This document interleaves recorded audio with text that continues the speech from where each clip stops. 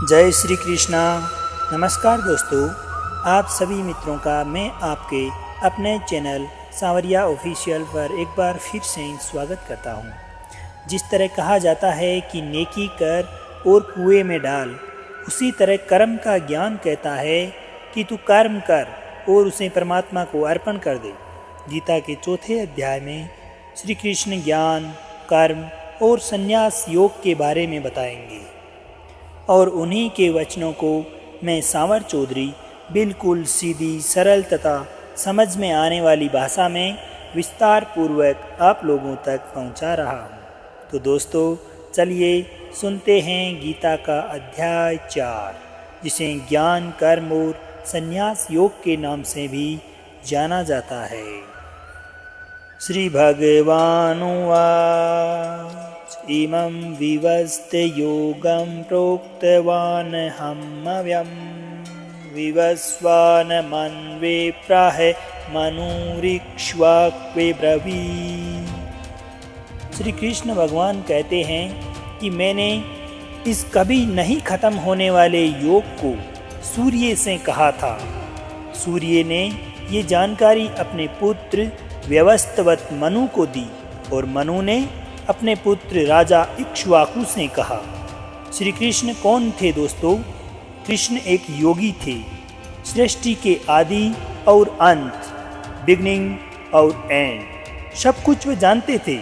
श्री कृष्ण हर समय मौजूद थे और सदैव मौजूद रहेंगे। योग अर्थात ज्ञान योग और कर्म योग, जिसका कभी नाश नहीं हो सकता। आखिर कहाँ से आया इस योग का ज्ञान? भगवान श्री कृष्ण इसी की जानकारी हमें इस श्लोक के माध्यम से दे रहे हैं। एवं प्राप्तम् इमं राजर्षयो विदु सकालेनेमहं हता योगो नष्टः परन्तप। हे परंतप अर्जुन, परंपरा चलती रही और कई राज ऋषियों को इसकी जानकारी हो गई, लेकिन उसके बाद वह योग एक काल के पश्चात पृथ्वी लोक से गायब हो गया। ज्ञान कहीं ना कहीं से आता है, उसके बाद वह धीरे धीरे फैलना शुरू होता है और ये ज्ञान श्री कृष्ण से सूर्य और वहाँ से गीता के माध्यम से हम लोगों तक आया। दोस्तों, विचार करो, हजारों सालों का ये सिलसिला, लेकिन बीच में ऐसा भी समय था जब ये ज्ञान लोक पृथ्वी पर से बिल्कुल समाप्त हो गया था। ज्ञान बढ़ाने से बढ़ता है और घटाने से घटता है। इसलिए इस लोक को, गीता के ज्ञान को, कृष्ण की बातों को आप तक ला रहे हैं। स एवायं मया त्यज्ये योगः प्रोक्तः पुरातनः भक्तोऽसि सका चेति रहस्यं एतदुत्तम। किसी भी खजाने को कभी भी खुले में नहीं रखा जाता। उसका रहस्य अच्छी तरीके से खुल के सामने नहीं आता, धीरे धीरे आता है। श्री कृष्ण अर्जुन से कहते हैं कि तू मेरा भक्त और सबसे प्रिय सखा है, इसलिए वही यह पुरातन योग मैंने तुझसे कहा है, क्योंकि ये बड़ी ही उत्तम विषय है, अर्थात गुप्त रखने योग्य है। अर्जुन श्री कृष्ण का भक्त भी है और मित्र भी, इसलिए श्री कृष्ण उनको यह सदियों पुराना योग बता रहे हैं, सीख रहे हैं और यह भी बता रहे हैं कि वैसे तो ये गुप्त रखने योग्य है, लेकिन वह अपना सब कुछ अर्जुन को बता रहे हैं। यहाँ पर गुप्त रखने का मतलब कि इतने बड़े ज्ञान का सम्मान हो, इस ज्ञान को सामान्य विद्या ना समझा जाए। अर्जुन उवाच अप्रम्भवतो जनं परं जनं विवस्वतः कथमेतद्विजानीयाम त्वामादौ प्रोक्तवानिति। अर्जुन बिल्कुल हमारे जैसे ही एक मानव है। हमारे जैसे ही सवाल उसके मन में भी आते हैं। किसी भी बात को जादू की भांति मान लें कि सूर्य का जन्म तो असंख्य सालों पूर्व हुआ था और कृष्ण यहाँ सामने खड़े हैं, तो कब यह योग सूर्य को बताया उन्होंने? ऐसे सवाल उनके मन में भी आते हैं और यही सवाल अर्जुन श्री कृष्ण से कर रहे हैं। आपका जन्म तो अर्वाचीन है, यानी हाल ही में हुआ है परमात्मा, और सूर्य का जन्म अति पुरातन यानी बहुत पुराना है, अर्थात कल्प के आदि में ही हो चुका था।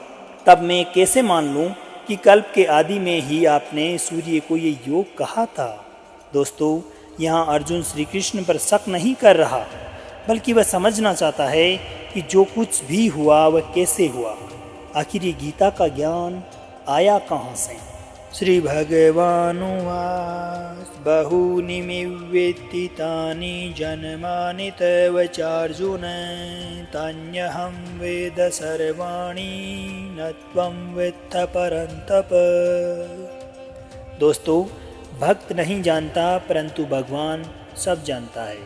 साधक मतलब कि साधना करने वाला यह नहीं जानता, लेकिन महापुरुष सब कुछ जानते हैं।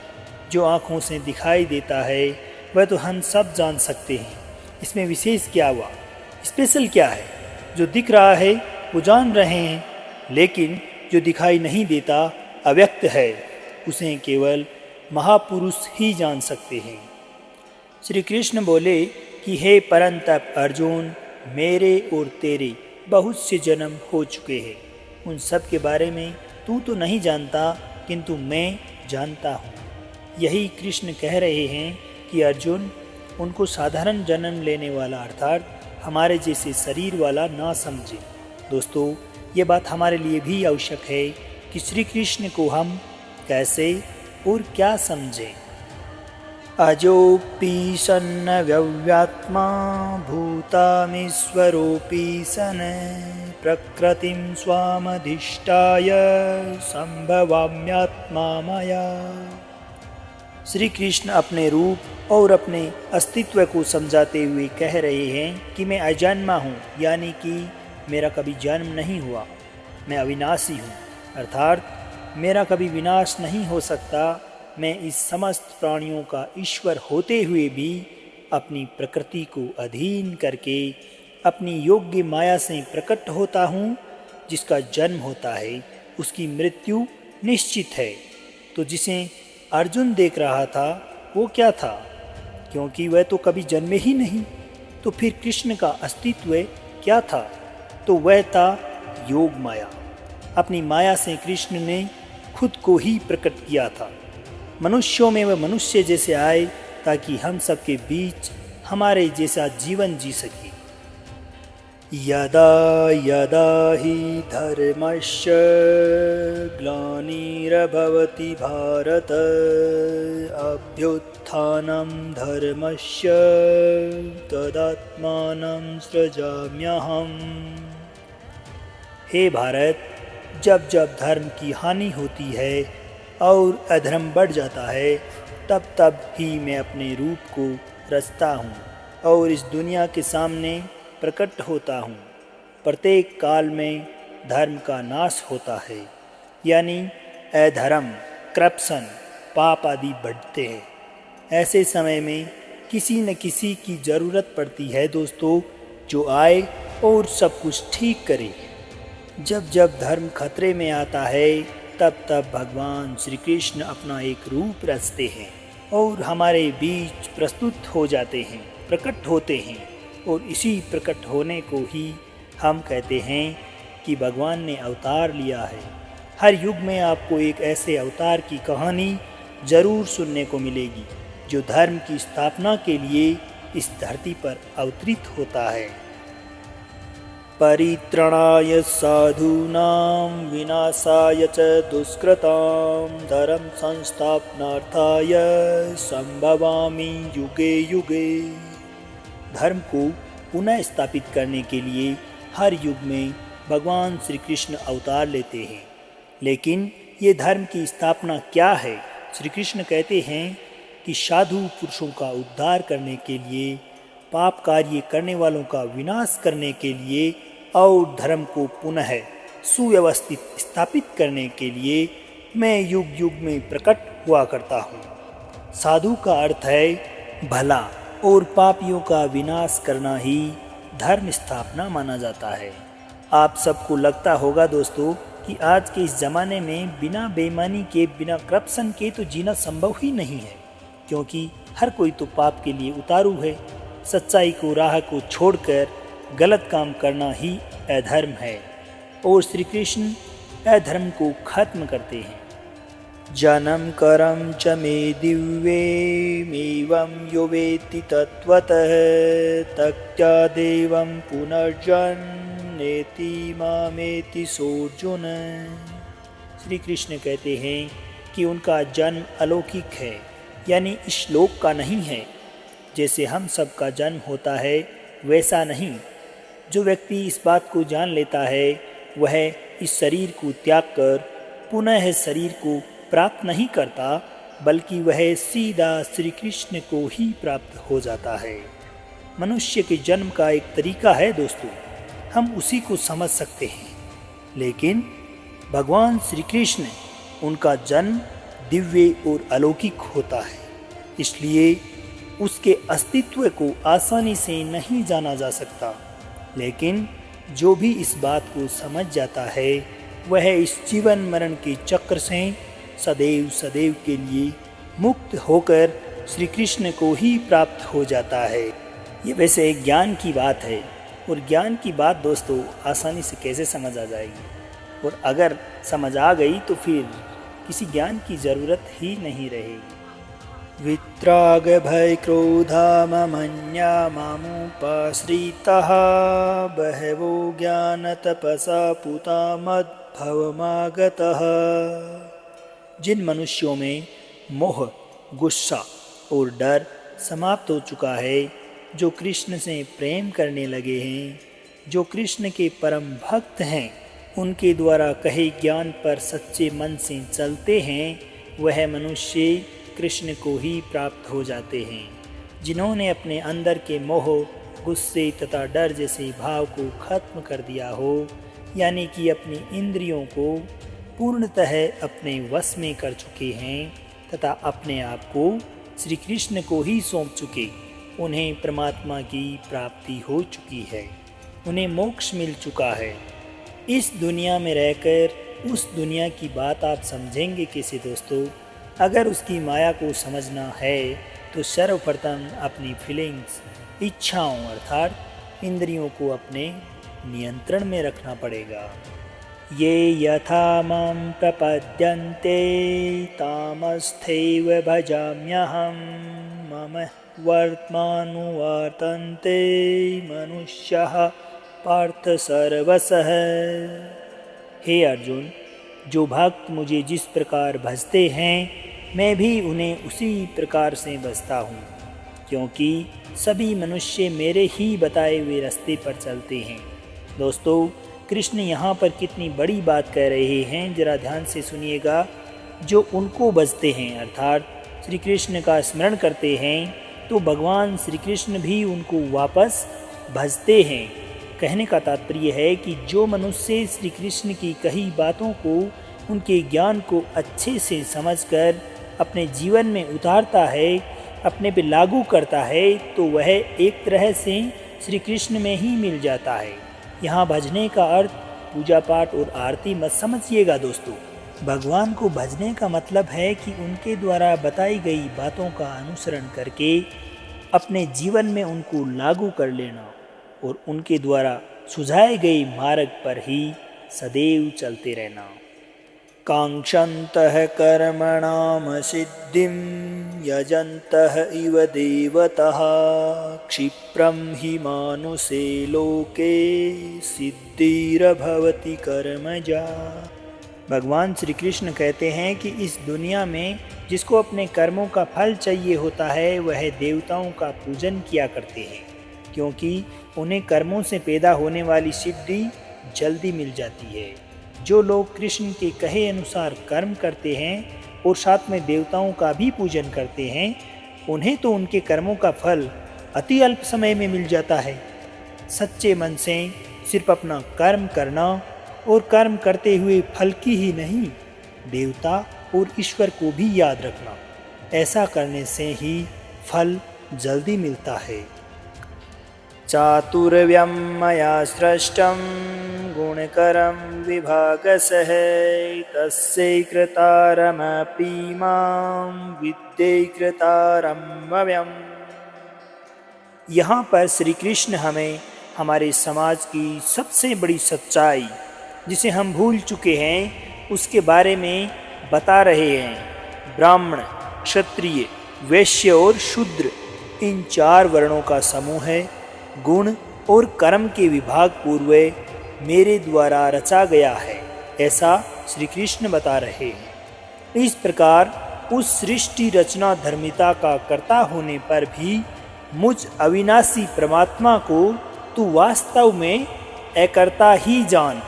जिसे हम जात और जाति कहते हैं, वह हमारे गुण तथा कर्म पर निर्भर करती है दोस्तों, जन्म पर नहीं। हो सकता है कि आपका जन्म एक अच्छे घर में हुआ हो, अच्छे कुल में हुआ हो, आपके माता पिता बहुत अच्छे इंसान हो, लेकिन यदि आप धूर्त हैं, झूठ बोलते हैं, गलत कार्य करते हैं, तो क्या आपको भी सच्चा और अच्छा इंसान कहा जाएगा? ना, कभी नहीं। न मां कर्माणि लिम्पन्ति न मे करम फले स्पृहा इति मां यो अभिजानाति करम भिर्न स बध्यते। भगवान कहते हैं कि कर्म करना है लेकिन उसमें बंधना नहीं। यह थोड़ा मुश्किल है दोस्तों, इसलिए ज़रा ध्यान लगाकर सुनिएगा कि कर्म को पूरी लगन के साथ आपको आपका अपना कर्तव्य समझकर पूर्ण करना है, लेकिन उसमें बंध कर उसके फल के लिए परेशान नहीं होना है। आपने कोई परीक्षा दी या किसी चुनौती का सामना किया, अब आपको उसके रिजल्ट या उसके परिणाम का इंतज़ार है और आप निश्चित रूप से सोच रहे हैं कि न जाने क्या होने वाला होगा। हे भगवान, अच्छा कर देना। यह गलत है। आप सिर्फ सच्चे मन से कर्म कीजिए और आगे बढ़ते रहिए। भगवान से मत कहिए कि हे भगवान सब कुछ अच्छा कर दे। आप केवल अपना कर्म अच्छा कीजिए और बाकी सब कुछ उस परमात्मा पर छोड़ दीजिए। परमात्मा को अच्छा फल देने के लिए कभी मत कहिए, उसे कुछ नहीं होगा। आपने जैसा कर्म किया है, निश्चित रूप से उसी के अनुरूप ही आपको फल प्राप्त होगा। एवं ज्ञात्वा कृतं कर्म पूर्वैरपि मुमुक्षुभिः कुरु क्रमेव तस्मात् त्वं पूर्वे पूर्वतरं कृतम्। श्री कृष्ण आगे अर्जुन को बताते हैं कि बीते हुए समय में जिन लोगों को मोक्ष की प्राप्ति हुई थी, उन्होंने भी इसी तरीके का इस्तेमाल किया था। और इस समय में अर्जुन, यदि तुझे भी मोक्ष की इच्छा है तो तुझे भी इसी तरीके से यही मार्ग चुनते हुए चलना पड़ेगा। कृष्ण पूर्वजों के तरीके को समझाते हुए अर्जुन से कह रहे हैं कि उसने पहले भी न जाने कितने लोग निष्काम कर्म को समझ परमात्मा को प्राप्त हुए थे। इस तरह से अर्जुन को भी इसी बने बनाए तरीके पर ईश्वर को पाना चाहिए। दुनिया चाहे कितनी भी बदल जाए, परंतु दुनिया के नियम कभी नहीं बदलते। जिस प्रकार जन्म और मृत्यु अटल है, उसी प्रकार अगर मनुष्य ने कोई अच्छा कर्म किया है तो उसका अच्छा परिणाम, अच्छा फल मिलना उतना ही अटल है। किं क्रमेति कवयो पत्र मोहितः तत्ते क्रम प्रवक्ष्यामि यज्ञत्वमोक्षे शुभः। कन्फ्यूजन की स्थिति को दूर करते हुए श्री कृष्ण कहते हैं कि कर्म क्या है और अकर्म क्या है।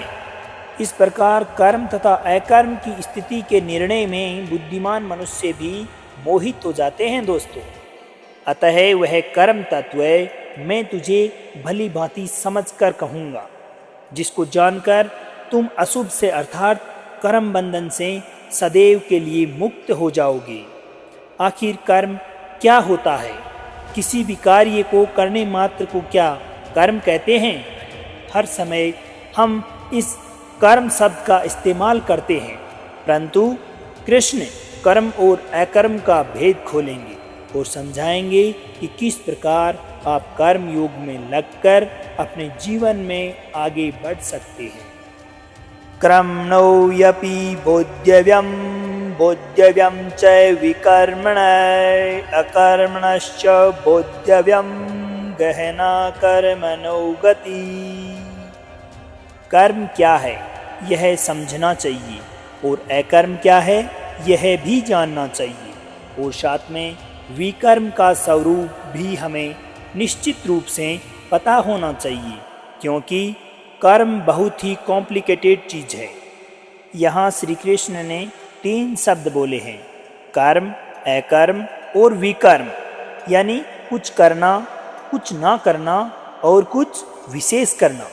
इन तीनों बातों को सुनकर दोस्तों आपको ज़रूर फिलोसॉफी लगेगी, लेकिन सत्संग की भांति लगने वाली ये सब अगर आप समझ गए तो यकीन मानिएगा हमारी इस वास्तविक दुनिया में आपका जीवन निश्चित रूप से बिल्कुल आसान हो जाएगा। और यही वजह है कि भगवान श्री कृष्ण कर्म, अकर्म और विकर्म को समझाना चाहते हैं। कर्मणे करम ये पश्येद कर्मणि च करम ये सबुद्धिं न मनुष्यसु सयुक्त कृष्ण कर्म कृ। जो मनुष्य कर्म में अकर्म देखता है, अकर्म में कर्म को देखता है, वह अन्य लोगों से अधिक बुद्धिमान है, और ऐसा योगी समस्त कर्मों को करने वाला है। कर्म में अकर्म देखने का मतलब क्या हुआ? यानी जो मनुष्य कर्म करता है लेकिन उस समय पर घमंड नहीं करता कि करने वाला वह स्वयं है, वह कर्म में अकर्म देखता है। कर्म तो करता है लेकिन उसका श्रेय, उसका कर्ता अपने आप को नहीं मानता, कर्म को सिर्फ कर्तव्य समझकर कर रहा है। यानी किसी कर्म को करने के पश्चात इस जहां में उसका डंका नहीं पीटना, उसे यह नहीं जताना चाहिए कि मैंने यह कर दिया, मैंने वो कर दिया। फल के बारे में भी बिल्कुल नहीं सोचना है और अपने अगले कर्म तथा कर्तव्य में पुनः लग जाना है। यही है कर्म में अकर्म को देखना। यस्य सर्वे समारंभा काम संकल्प वर्जितः ज्ञानाग्नि दग्ध कर्माणं तमाहु पंडितं बुधा। श्री कृष्ण भगवान कर्म को आगे समझाते हुए बता रहे हैं कि जिसके शास्त्रों द्वारा ठीक बताए गए कर्म कामना तथा संकल्प के होते हैं, तथा जिसके सारे कर्म ज्ञान रूप अग्नि द्वारा भस्म हो गए हैं, उस महापुरुष को ज्ञानी जन भी पंडित कहते हैं। दोस्तों, अगर सीधी भाषा में इसे यूँ समझा जाए कि हमें सिर्फ कर्म करना है और उसे भूल जाना है, लेकिन कौन सा कर्म? शास्त्र सम्मत? जी हाँ, शास्त्र सम्मत कर्म। जिस कर्म को शास्त्र ठीक बताएं तो शास्त्र किस काम को ठीक बताएंगे?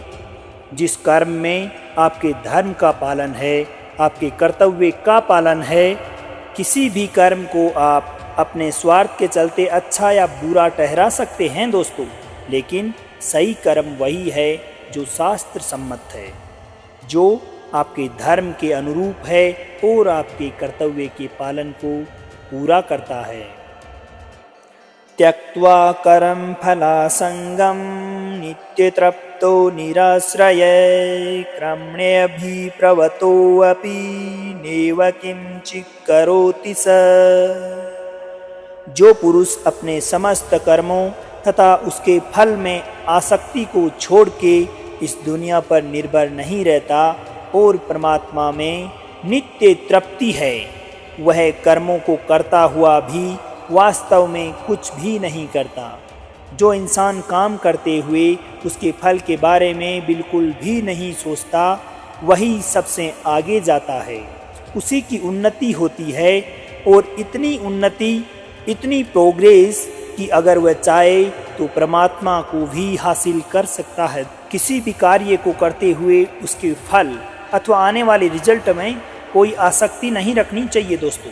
बस इतनी सी बात है। मत सोचिए आगे क्या होगा, बस आप केवल अपने कर्म को पूरा करने में, दिलपूर्वक अपने कर्तव्य को पूर्ण करने में लगे रहिए। और अपने काम को पूर्ण कीजिए। परमात्मा आपको अवश्य अच्छा परिणाम देंगे। निराशीर्यच्चितात्मा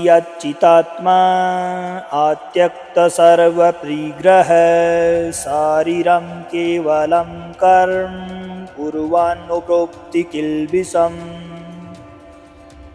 इस श्लोक में भगवान श्री कृष्ण योगी की डेवलप्ड अवस्था के बारे में बता रहे हैं, जिसने अपने अंतःकरण यानी मन और इंद्रियों के साथ में अपने शरीर को भी जीत लिया है, जिसने अपने मन और इंद्रियों को अपने वश में कर लिया है। ऐसे पुरुष को आशा रहित पुरुष माना जाता है। आपका मन अंतःकरण आप में आशाएं जगाता है। जब आप उसके काबू में होते हैं तो आपका मन कहता है आप वही करते हैं। आप अपनी आशाओं के वश में होते हैं। लेकिन जो अपने मन पर विजय प्राप्त कर लेता है वह सिर्फ शरीर संबंधित कर्म करता है। वह कर्म करता है पर नहीं भी करता। यद्रच्छलाभ संतुष्टो द्वंद्वातीतो विमत्सरः समः सिद्धावसिद्धौ च कृत्वा अपि न निबद्धे। एक ऐसा मनुष्य जिसको बिना मांगे जो कुछ भी मिले वह उसी में संतुष्ट रहे, तथा जिसे दूसरों से ईर्ष्या नहीं होती, जो सुख दुख आदि द्वंद्वों से छूट चुका है, ऐसा सिद्धि तथा असिद्धि में बराबर रहने वाला कर्म योगी कर्म करता हुआ भी उसमें नहीं बंधता। कर्म योगी की परिभाषा को समझाते हुए श्री कृष्ण बता रहे हैं कि एक ऐसा योगी जिसको जीवन में जो कुछ भी बिना इच्छा के मिला उसी में संतुष्ट रहता है, किसी से जलन, किसी से ईर्ष्या, द्वेष आदि भाव उसके मन में नहीं आते। उसके पास मुझसे ज़्यादा धन है, दौलत है, नाम है, पैसा है, शोहरत है, ऐसी चीज़ें जिसके दिलो दिमाग में नहीं आती, जो हार या जीत, दुख या सुख में एक जैसा व्यवहार करता है, वही व्यक्ति सही अर्थ में योगी है। गत संग से मुक्त से ज्ञानावस्थति चेत सह यज्ञचरतः कर्म समग्रम प्रवील्यते। कर्म योगी अपनी समस्त इच्छाओं पर विजय प्राप्त कर अपने लगाव को खत्म करता है। उसे अपनी देह पर घमंड नहीं रहता कि मैं इतना ताकतवर हूँ अथवा सुंदर हूँ। वह अपने मन में ममता या मोह को नहीं आने देता। ऐसे योगी पुरुषों में सिर्फ परमात्मा का ज्ञान होता है। इस ज्ञान पर चलते हुए यह अपना कर्म यज्ञ की भांति करते हैं, और इतना कठोर नियंत्रण होने की वजह से ही यह लोग मोक्ष को समझ उसको प्राप्त करते हैं। ऐसा करना आसान नहीं है दोस्तों, लेकिन ऐसा भी नहीं है कि असंभव है। यही बात श्री कृष्ण बता रहे हैं कि कई लोग इस अवस्था को प्राप्त हो चुके हैं, कर्मयोगी बन चुके हैं। ब्रह्मा अर्पणम ब्रह्म हवि ब्रह्माग्नो ब्राह्मणाहुतम ब्रह्मणैव तेन गंतव्यम ब्रह्मकरम समाधिना। श्री कृष्ण कहते हैं कि जिसे यज्ञ में चढ़ाया जाए वह ब्रह्म है, और हवन के लिए जो द्रव्य इस्तेमाल में लाए जाएं वे भी ब्रह्म हैं, और जो हवन की अग्नि में आहुति दी जाए वह भी ब्रह्म है।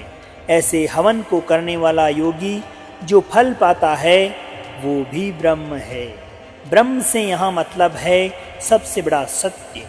अपने चारों तरफ जो दुनिया आप देखते हो ना दोस्तों, यह इसी सच का एक रूप है। हमारी हर रोज़ की ज़िंदगी में ऐसी गूढ़ बातें कई बार मुश्किल लगती है। ऐसा लगता है कि किस लिए, किसके पास टाइम है। इसका अर्थ यह नहीं है कि इससे सच बदल जाता है। कृष्ण की इन बातों से ब्रह्म को समझने की कोशिश तो कीजिए दोस्तों। देवमेवापरे यज्ञं योगिनः परयुपासते ब्रह्माज्ञावपरे यज्ञं यज्ञेनैवोपजुह्वति। कुछ योगी देवताओं को यज्ञ में अपना सब कुछ समर्पित करते हैं। देवता का अर्थ है भगवान, ईश्वर, परमात्मा, जिनके हम किसी भी रूप में पूजा करते हैं। यही यज्ञ का एक रूप होता है। जो हमारे जैसे लोगों के लिए बना हुआ है। जो पहुँचे हुए कर्म योगी होते हैं वह यज्ञ में अपना सर्वस्व ब्रह्म को सौंपते हैं। उनका प्रत्येक अनुष्ठान सिर्फ और सिर्फ ब्रह्म के लिए होता है। राम, कृष्ण, शिव या दुर्गा या चाहे आप अपने किसी भी अभीष्ट को याद करके या ब्रह्मा को सबसे बड़ा सच मानकर कर्म करें, इससे कोई फर्क नहीं पड़ता दोस्तों। परंतु आपको यह सदैव ध्यान रखना है कि आपका कर्म भी यज्ञ है। आप उस परमात्मा को अपना सर्वस्व सौंपकर बस अपने काम में लग जाते हैं। श्रोत्रादीनिन्द्रियाण्यन्ये संयमग्निषु जुह्वति शब्दादीन् विषयान्यन्ये इंद्रियाग्निषु जुह्वति। श्री कृष्ण कहते हैं कि आग में कुछ भी डालो तो वह जलकर भस्म हो जाता है। संयम को भी कृष्ण एक प्रकार से अग्नि बता रहे हैं। जो योगी होते हैं वह अपने संयम की आग में अपनी इंद्रियों को डालते हैं, अर्थात अपने मन में उत्पन्न इच्छाओं को डालते हैं। उन इंद्रियों को यानी अपनी इच्छाओं को हमेशा हमेशा के लिए भस्म कर देते हैं, जला देते हैं। परंतु जो योगी नहीं होते, नादान होते हैं, वह ठीक इसका उल्टा करते हैं। वह अपना सब कुछ इन इंद्रियों में भस्म कर देते हैं। किसी ने आपको कुछ कहा जिससे आपको गुस्सा आ जाता है, या किसी के पास कुछ देखने के बाद आपके मन में उसके प्रति जलन होती है, ईर्ष्या की भावना उत्पन्न होती है कि उसकी कार मेरी कार से बड़ी कैसे है, या उसके पास इतना धन मेरे से ज़्यादा क्यों है। बस इसी प्रकार की बातों में नादान लोग अपने आप को जला डालते हैं। सर्वानिन्द्रिये कर्माणि प्राणकर्माणि चापरे आत्मसंयम योगनानो जुह्वति ज्ञानदीपिते। भगवान कहते हैं कि अपनी इंद्रियों को अथवा अंतःकरण को अपने वश में करने का सबसे बड़ा तरीका है ज्ञान। ज्ञान से ही योगी लोग अपने आप को नियंत्रण में लाते हैं। जब कभी भी बुरा विचार आता है तो उनका ज्ञान ही उनको बताता है कि उनके जीवन का लक्ष्य ये नहीं है, कुछ और है। आप खुद सोचिए, प्रत्येक काम के दो पहलू होते हैं। उस काम को करते हुए आपको पता होता है कि क्या सही तरीका है और क्या गलत। तब आप कौन सा रास्ता चुनते हैं, यही आपका ज्ञान है जो आपको सही रास्ता चुनने के लिए प्रेरित करता है। श्री कृष्ण हमें गीता के माध्यम से यही ज्ञान दे रहे हैं। द्रव्य यज्ञस्तपो यज्ञा योग यज्ञस्तपरे स्वाध्याय ज्ञान यज्ञश्च यतयः संसित वर्ततः। भगवान कहते हैं कि हर किसी का युद्ध अलग है, इसलिए हर किसी का यज्ञ और हर किसी का कर्म भी एक यज्ञ है। यही बात श्री कृष्ण इस श्लोक के माध्यम से हमें बता रहे हैं। कई पुरुष द्रव्य संबंधी यज्ञ करने वाले होते हैं, तो कई लोग तपस्या रूपी यज्ञ करते हैं, अन्य कितने ही योग रूप यज्ञ करते हैं, तो कुछ यत्नशील मनुष्य अहिंसा आदि व्रतों से युक्त स्वाध्याय रूपी ज्ञान यज्ञ करते हैं।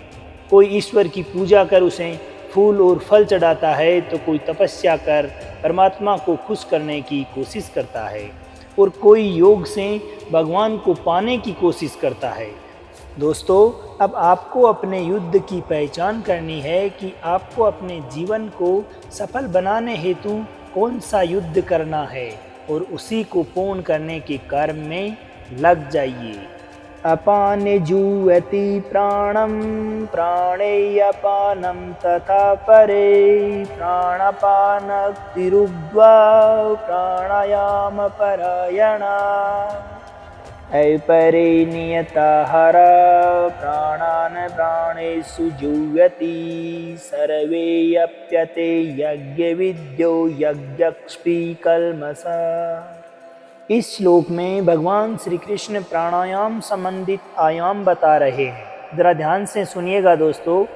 कितने ही योगी जन अमान वायु में प्राण वायु को हवन करते हैं, वैसे ही अन्य योगी जन प्राण वायु में अपान वायु को हवन करते हैं तथा अन्य कितने ही आहार करने वाले प्राणायाम परायण पुरुष प्राण को और अपान की गति को रोककर प्राणों को प्राणों में ही हवन किया करते हैं। यह सभी साधक यज्ञों द्वारा पापों का नाश कर देने वाले और यज्ञों को जानने वाले हैं। यहाँ प्राण का अर्थ है सांस को अंदर खींचना। अपान का मतलब सांस को बाहर छोड़ना। और कोई मनुष्य कितना पहुंचा हुआ योगी है, ये उसकी अलग अलग अवस्था होती है। बहुत से योगी लोग अपनी सांसों के आने जाने पर पूरा नियंत्रण रखते हैं, परंतु हम में से अधिकतर लोग ऐसा नहीं कर पाते। हमारी सांस है तो हमारी मजबूरी से चलती है कि अगर नहीं चली तो हम मर जाएंगे। लेकिन योगियों के साथ ऐसा नहीं होता दोस्तों, क्योंकि प्राणायाम करने से हम अपने आप पर संयम करने में सक्षम हो जाते हैं। यही बात श्री कृष्ण हमें बता रहे हैं। यज्ञशिष्टामृतो भुजो यान्ति ब्रह्म सनातनम् अयं लोको असत्य यज्ञस्य कुतो अन्ये कुरुषतम्।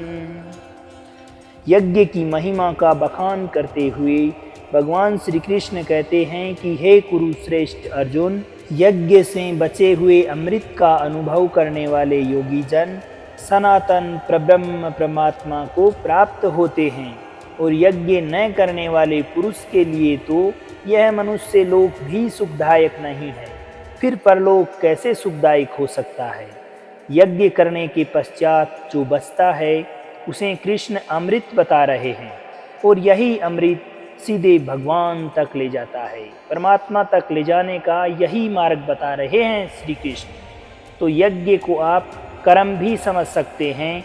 कर्म करने के बाद जो भी उसका फल हो उसे परमात्मा का आशीर्वाद समझकर इस कर्म फल में संतुष्ट होकर हमें अपने अगले कर्म में लग जाना चाहिए। एवं बहुविधा यज्ञा वित्ता ब्राह्मणो मुखे कर्मजन्नाद्धीतान् सर्वान् एवं यात्वा विमोक्ष्यसे। श्री कृष्ण अर्जुन को आगे बताते हैं कि कितनी ही तरह के यज्ञ वेद की वाणी में बताए गए हैं। उन सब को तो मन, इंद्रिय और शरीर की क्रिया द्वारा संपन्न होने वाले जान। इस प्रकार इन यज्ञ की मूल प्रवृत्ति रियलिटी जानकर उनके अनुष्ठान द्वारा अपने कर्म बंधन से हमेशा के लिए मुक्त हो जाएगा। कितने ही यज्ञ वेदों में बताए गए हैं और कई यज्ञों के बारे में श्री कृष्ण ने भी बताया है। अपने आप पर संयम रख इंद्रियों को नियंत्रण में करना, यज्ञ में देवताओं को अर्पण करना, सांसों को नियम में रखकर प्राणायाम करना, यह सारे यज्ञ ही तो हैं दोस्तों। यह यज्ञ अगर हम सच्चे मन से करेंगे तो इस जन्म और मृत्यु के चक्र से हमेशा हमेशा के लिए मुक्त हो सकते हैं।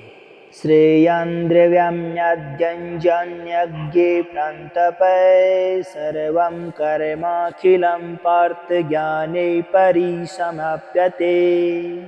भगवान कहते हैं कि हे परंतप अर्जुन, आहुति चढ़ाकर किए गए यज्ञ से अच्छा ज्ञान यज्ञ होता है। एक यज्ञ तो वह होता है जिसमें आप हवन में देवताओं को आह्वान कर उन्हें अलग अलग प्रकार के द्रव्य जैसे घी इत्यादि अर्पित करते हैं, और दूसरा यज्ञ होता है ज्ञान यज्ञ, जिसमें आप अपनी इंद्रियों को वश में करते हैं, अपनी सांसों को नियंत्रण में रखते हैं और कर्म करते हैं, लेकिन उसके फल में इच्छा नहीं रखते। ये सारे ज्ञान यज्ञ हैं, और ये यज्ञ द्रव्य यज्ञों से कई गुना अच्छे हैं। इसलिए ज्ञान यज्ञ हमें सीधा परमात्मा से साक्षात्कार करवाते हैं। श्री कृष्ण हमें इन्हीं से जुड़कर परमात्मा की प्राप्ति का मार्ग प्रशस्त कर रहे हैं। तद्विद्धि प्रणिपातेन प्रिप्रश्नेन सेवया उपदेक्षन्ति ते ज्ञानं ज्ञानिनस्तत्त्वदर्शिनः। अर्जुन तो स्वयं भगवान के सामने था, लेकिन हम सब तो नहीं है ना दोस्तों। यह ज्ञान हमें समझ नहीं आ रहा, तो हम तत्वदर्शी ज्ञानी महापुरुष के पास जाकर इस ज्ञान को या ब्रह्म को समझने की कोशिश कर सकते हैं। अगर ज्ञान हमें जरूरी ही नहीं लगेगा तो हम अपनी जिंदगी को बिना कुछ जाने जीते ही चले जाएंगे। श्री कृष्ण अर्जुन के माध्यम से हम सबको कुछ बता रहे हैं। ज्ञान को तू तत्वदर्शी ज्ञानियों के पास जाकर समझ।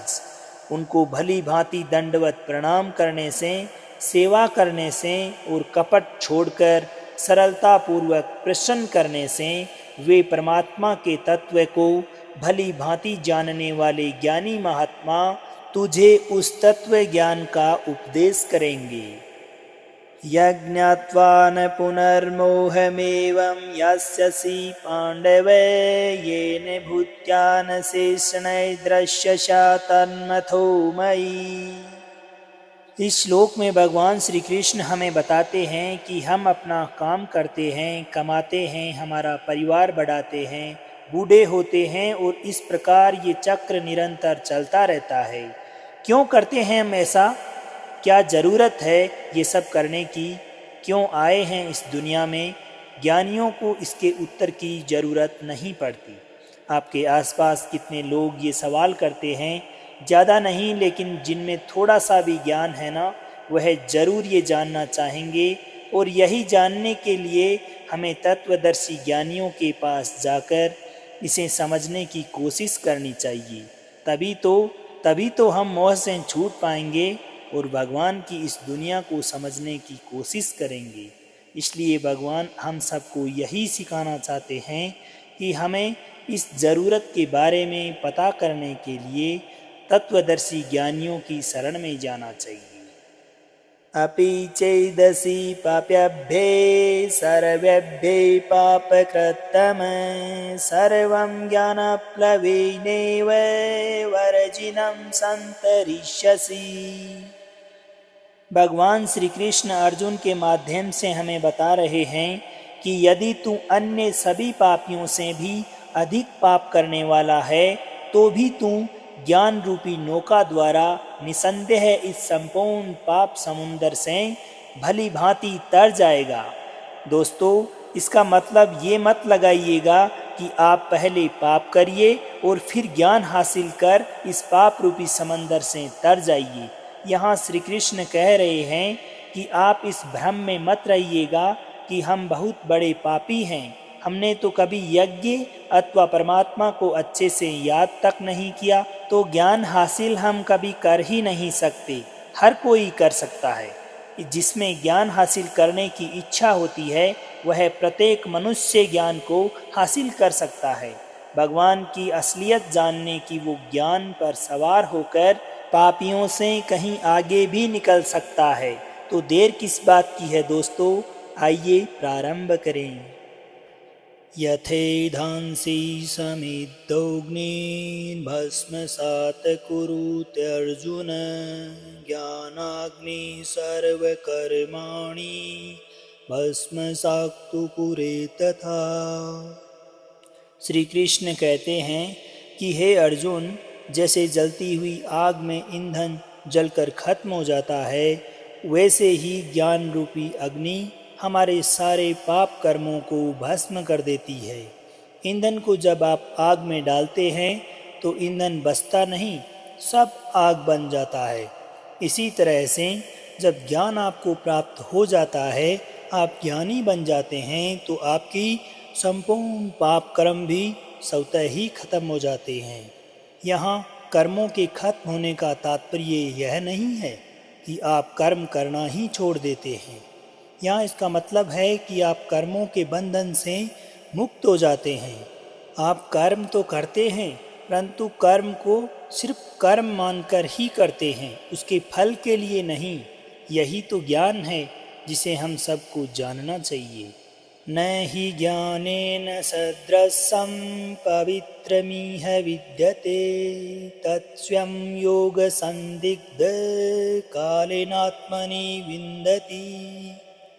श्री कृष्ण आगे बताते हैं कि ज्ञान हर किसी को शुद्ध कर देता है। कितने ही लोगों ने कई समय से ज्ञान योग के द्वारा ऐसे ज्ञान को हासिल किया है जिस प्रकार आपके मन में अगर इच्छा ना हो तो आप काम नहीं करते, उसी प्रकार अगर किसी के मन में ज्ञान को जानने की, उसे हासिल करने की जिज्ञासा जब तक ना हो तो उसे ज्ञान कैसे प्राप्त हो सकता है। दोस्तों, मन में ज्ञान प्राप्ति के प्रति सवाल उत्पन्न करके कर्म योग से ज्ञान को हासिल किया जा सकता है, ऐसा श्री कृष्ण कह रहे हैं।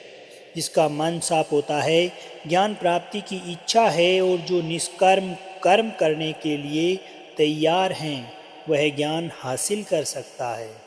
श्रद्धावल्लभते ज्ञानं तत्प्रह संयतेन्द्रिये ज्ञानं लब्ध्वा परं शांतिं चिरेणाधिगच्छति। श्री कृष्ण कहते हैं कि इंद्रियों को जीतने वाले, मेहनत करने वाले और श्रद्धा रखने वाले मनुष्य को ज्ञान प्राप्त होता है तथा ज्ञान को प्राप्त होकर वह बिना देरी के उसको भगवान की भांति शांति मिलती है। जब आप कोई परीक्षा या साक्षात्कार देने जाते हैं और आपकी पहले से अच्छी प्रिपरेशन है, बढ़िया तैयारी है, तो आपको पूर्ण आत्मविश्वास होता है, इतना सेल्फ कॉन्फिडेंस होता है कि मैंने सब कुछ अच्छे से तैयार किया है, तो परीक्षा देने में किसी प्रकार की कोई भी व्यवधान आपके प्रति उत्पन्न नहीं होता। दोस्तों, उसी प्रकार से जो व्यक्ति इंद्रियों को अपने वश में करने की कोशिश कर रहा है, जिसके मन में परमात्मा के प्रति श्रद्धा है, उस व्यक्ति को इस दुनिया की सच्चाई समझने तथा ज्ञान हासिल करने में अधिक समय नहीं लगता।